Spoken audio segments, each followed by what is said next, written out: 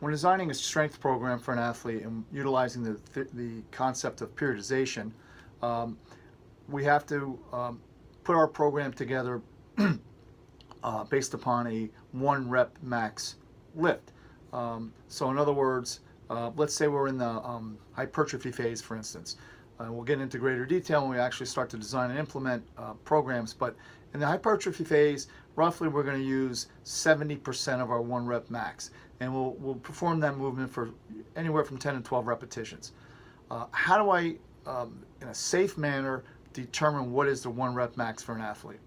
Well, a tried and true method, which is very safe and very easy and is fairly accurate, is to use a 10 rep max lift as 70% of 1 rep. So what do I mean? If an athlete can perform a bench press for 10 repetitions where it's in a safe manner, he's not struggling on 10, but 11 or 12 would be kind of beginning to really struggle, then we cut it off at 10, and we take that number, and we assume that represents 70% of his 1 rep max, his or her 1 rep max. So now we have that number 225. Very simply, we just multiply it by a factor of 1.3, and we come up with 300 pounds.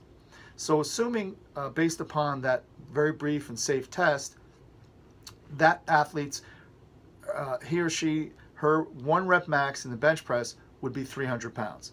So it's a 10 rep test in a safe environment, where 11 and the 12th rep would be very difficult, almost difficult to complete.